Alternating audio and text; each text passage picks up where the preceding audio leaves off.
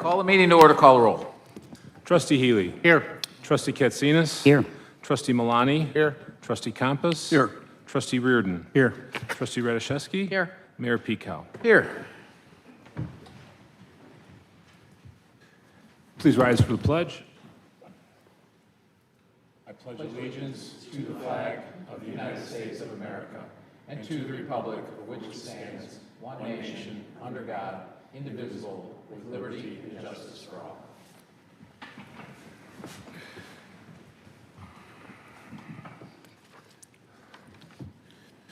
First on the agenda, approval of the March 3rd, 2025 Committee of the Whole minutes. Mr. Mayor, Trustee Katsinas. I move to approve the minutes of the regular meeting of the Committee of the Whole of March 3rd, 2025. Second. Call the roll. Trustee Katsinas. Aye. Trustee Radishevsky. Aye. Trustee Healy. Aye. Trustee Milani. Aye. Trustee Compass. Aye. Trustee Reardon. Aye. Mayor Pekow. Aye. Do we have anyone as a non-scheduled citizen or visitor for agenda-specific public comment? Okay. Okay. Next item, Crystal Tree Subdivision Water Main Replacement and Relining Engineering Proposal. Mr. Mayor, Trustee Reardon. I move to recommend to the village board to waive the competitive bidding process in favor of solicitation of competitive proposals and recommend approving the proposal from Christopher B. Burke Engineering of Rosemont, Illinois for engineering and construction oversight for an amount of $263,070 for the project, plus a 4% contingency of $10,520 for a total not to exceed cost of $273,590. Second. And Joel, this is, even though it was an RFP, this was still a low bidder, correct? It is a little bit. Okay. You want to give just a brief overview of? Yes, so in 2016 and 2019, we did water lining in this Crystal Tree subdivision. Based on the road program needing to repair a lot of roads, we had to do Fairway, Silver Lake West, El Camino Real, and Catalina. So now we're returning back to finish the other half that was not done in Crystal Tree. So we've had many water main breaks in that location, and so that's why we're returning back there now to design this year for our project for next year. And just for the public's, notice, because they'll say, well, Crystal Tree is newer than some of these other subdivisions. During the time that Crystal Tree was built, there was problems with materials that have shown up later in their life, and their lifespan hasn't lasted as long. Is that correct? That's why it's needing to be replaced sooner. Yes, that is one case. Also, it's very corrosive in that area, the soil. So they attacked the ductile iron. Today, we wrap them with plastic to help avoid that chemical reaction. So that keeps that pipe lasting longer. Back then, they did not do that. And so we have that condition. Great. Thanks. Any comments? Call the roll. Trustee Reardon. Aye. Trustee Healy. Aye. Trustee Katsinas. Aye. Trustee Milani. Aye. Trustee Compass. Aye. Trustee Radishevsky. Aye. Mayor Pekow. Aye.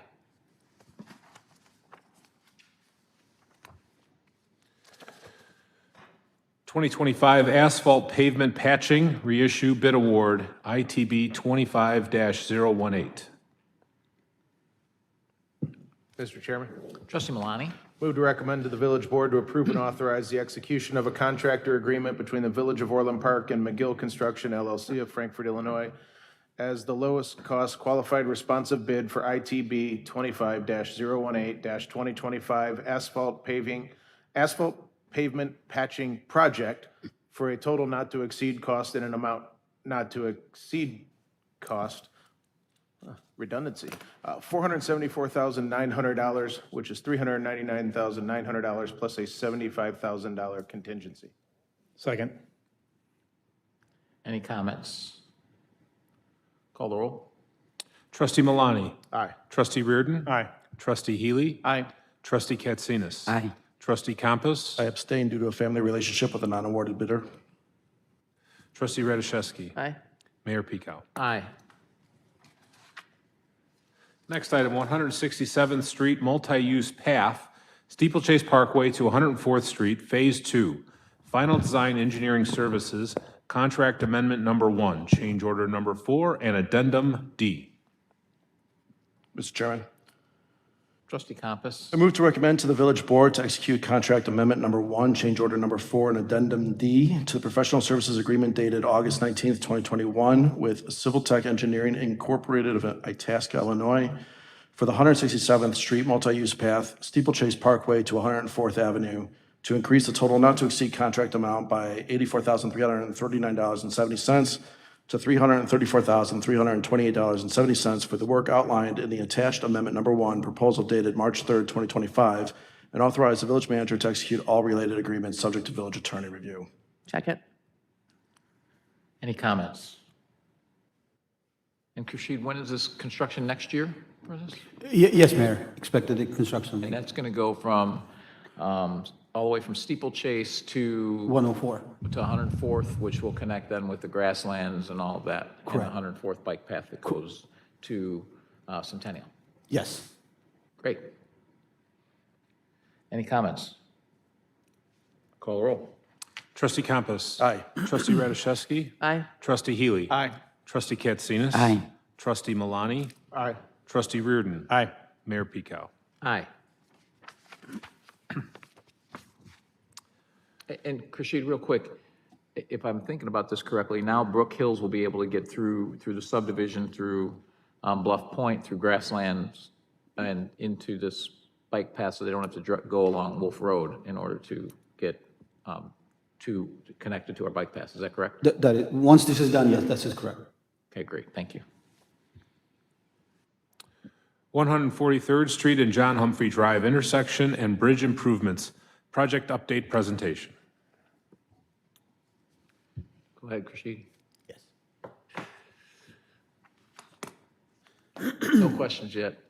So Mayor, we're very happy to share the update today.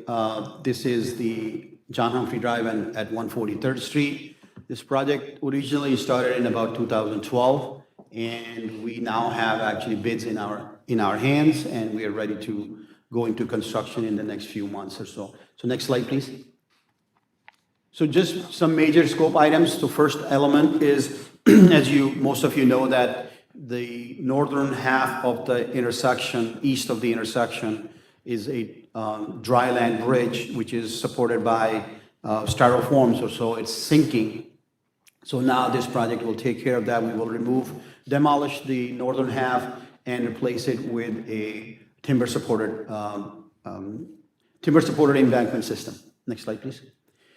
This is a list of other elements that will be happening at the intersection. And the reason I'm showing it this way to you, because we treated this as two projects. That's why you see bridge separately and the intersection separately. This is a whole list of what will be happening. Mostly, we'll be adding lanes, especially there will be 2 left turn lanes along 143rd, eastbound and westbound both ways. And then you will have additional lanes for right turning as well. One of the things that you will notice that we are keeping the south edge of the roadway locked in, which is because it connects or lines up with the 143rd and LaGrange Road intersection. So that's why we have kept it that way. So all the expansion has happened on the north side. I'll show you a graphic as well. Next slide, please. This also helps us to replace a 12-inch water main that is currently buried underneath the 143rd Street, which that line will be relocated as part of this effort. Next slide, please. This is a zoomed in, this is the whole project limit, which basically goes on the east side, east of 92nd Court, and on the west side, just east of the 95th Avenue. And the north and south is basically about a couple hundred feet of the intersection. I'll show you the zoomed in, which has a little bit more detail, please. Next slide. So here you will see that we have 2 or dual left turn lanes from eastbound and westbound. The eastbound dual left turn lane, when we will go into northbound John Humphrey Drive, it will taper back into 1 lane because we don't need that. But at the intersection, you will see 2 lanes. All the red or pink area that you see, those are the areas where we are widening the roadways. And then the yellow area that you see, that is basically where the bridge work will be done. In fact, if you look at just the pink area in that yellow, That is the existing bridge that will be left as is because it is a good bridge. We will replace the approach slab that you can see the two red squares on the either side of that pink area. So that is the extent of this project. Next slide, please. So construction is scheduled to start summer of this year and expected to go through fall of next year. One of the last challenges we have is the relocation of ComEd utilities. We are in contact with them for quite some time, and hopefully they'll come through, and we need them to relocate their lines by June of this year, otherwise it will impact the project. Next slide, please. Very quickly, the project bid that was collected by IDOT came in at $9.7 million, and we have fortunately secured $4 million in STP grant, so the village share will be $5,722,000. The other costs that are related to this project, we paid $168,000 in right-of-way acquisitions and about $20,000 in wetland credits, and then $850,000 is the construction engineering services. So that is a total of about $1,040,000 that will be the other cost on the project. So we're at 6.75 total, roughly? Roughly, yes, true. Okay. That's it, next one. Phase one engineering, so just to give a full picture of what money we secured for this project. For phase one, we secured about $250,000. For phase two, $640,000. And the alignment got off. For construction of the intersection, $2 million. Construction of the bridge, $2 million. That's a total of $4,888,000 that we have secured, and we will be, these funds are through a reimbursable program where we pay for it and then we get reimbursed from IDOT, and that's how it will be. But the $4 million we have talked about, they are directly handled by the IDOT, so we do not have to get a reimbursement on that. Next slide, please. That is it. So a couple questions. So this was 2012, so this is something that was kicked down the road? The project was started in 2012, and so it just was never done? Yes, Mayor. Okay. So, just for everyone's edification, we did a capital, we basically looked at the capital program. We talked about this actually in 2019, and then COVID, about doing a 5-year capital plan. It was in 2019 when 3 of the members here got on the board, and we talked about this at length during the budget hearings there, that we're going to have to deal with these issues that have just been avoided for so long. And then COVID hit, and obviously for about 1.5 years we dealt with COVID. And then in that time frame, then we did a 5-year capital plan when we kind of came out of COVID. And this is on the list. It's now 2025 because the engineering took a long time, but also priorities. But really, the engineering takes a few years, so that's why it's taking this long to get to where we're constructing it. But to put the background, and correct me if I'm wrong on any of this, Rashid, but the background on this is 143rd Street was widened many years ago, and when it was widened, it was an IDOT road, but it was an unnumbered road, which means we can take jurisdictional transfer of that road. So as part of getting it widened, the village took a jurisdictional transfer, so we now own the road, so we also own all the maintenance. IDOT did a styrofoam land bridge, which has failed very quickly. It was a new technique at the time, right? And it didn't work. And basically, because we took the maintenance of it, we're responsible for fixing it. So again, it's something that if we don't fix, this road's gonna sink and get worse, and it's gonna be a problem. So it's kind of something we have to do. And it's very expensive, as you can see, but it falls on us to do. That is correct, Mayor. Okay, and the other thing that's important here too is that we're doing the intersection improvements and the water main at the same time because it's more efficient, it's more cost effective, and the intersection, while it may not really be that needed right now, it's going to be needed in the very near future with the traffic counts that we get. And also the site that is located at the southwest corner of that one that's developed, you definitely will need more activity So at this. might as well do it all at once rather than come back and pay to do this all again. So, any other questions? Mr. Mayor?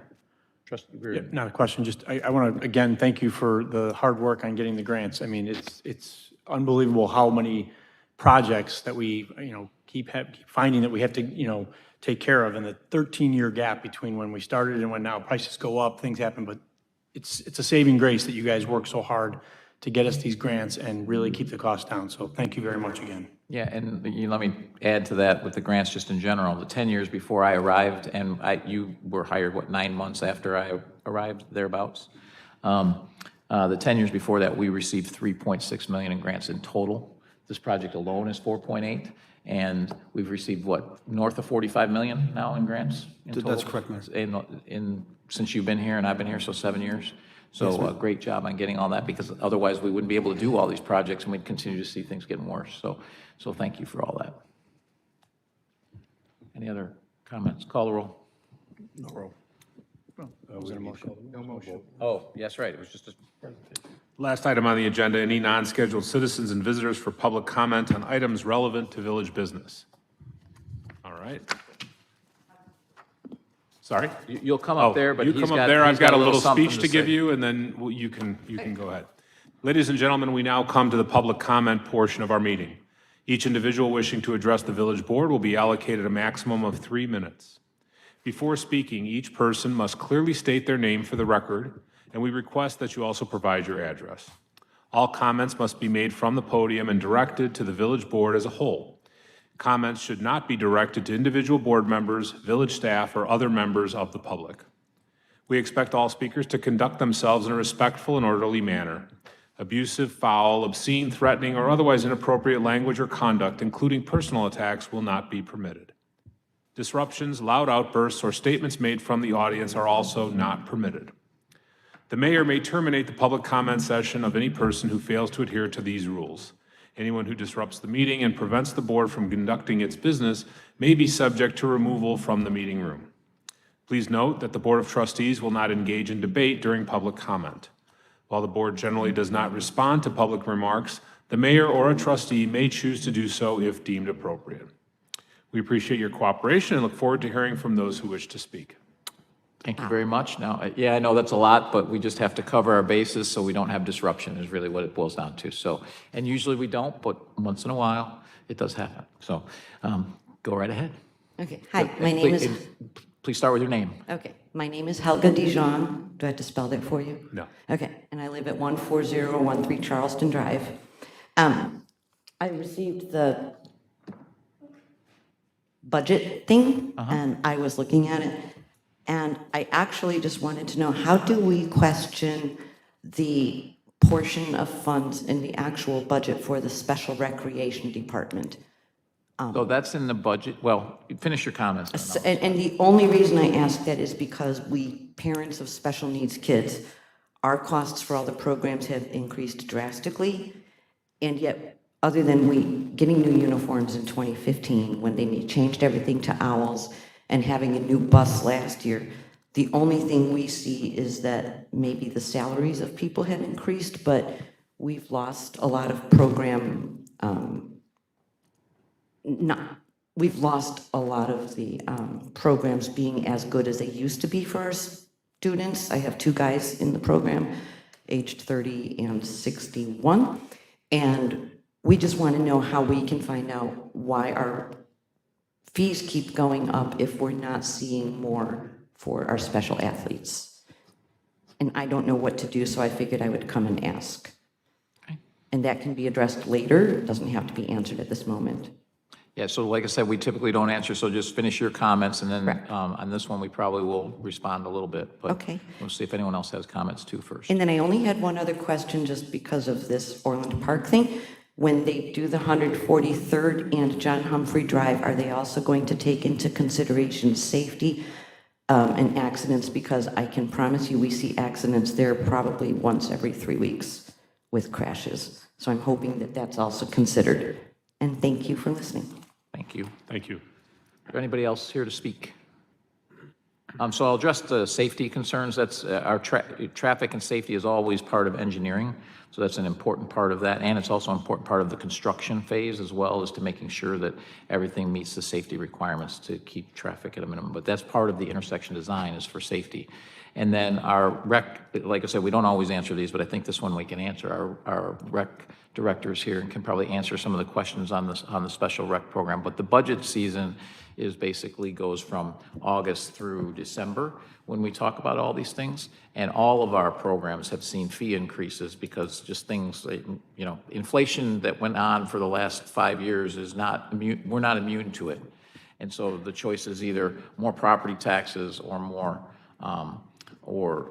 fees. And so we decided that, the taxes are pretty heavy, and so we increased fees, but also all of our rec programs as a whole, the policy is still 52% of the program is subsidized. So as the programs get more expensive, we still subsidize 52%, but that other 48% gets passed on to the programs. But Ray can add to that whatever I've missed. And I don't think I have anything very specific for you tonight. I'll have to talk with the special rec supervisors because my understanding is we're actually expanding programs and the quality of programs is quite good. So I'll speak with that staff, and I know you're in touch with that staff as well, so we'll reach out to you directly about those questions. I know we have many more athletes as well, but I also know that all of our recreation programs too, we evaluate all of those programs for attendance, and so there's programs canceled and programs added all the time, and it basically is a function of attendance. It's a function sometimes of instructor availability. There's all kinds of things that go into that,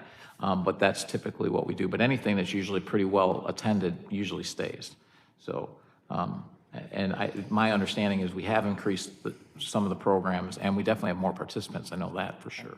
So, any other comments out there today? Okay, I'll entertain a motion to adjourn. So moved. Second. Call roll. Trustee Campus. Aye. Trustee Katsinas. Aye. Trustee Healy. Aye. Trustee Milani. Aye. Trustee Reardon. Aye. Trustee Radiszewski. Aye. Mayor Pico. Aye. We're adjourned, and we'll probably start the next meeting at about 10 after 7 because I have to get a lot of pictures with a bunch of Sandburg wrestlers and District 230 wrestlers.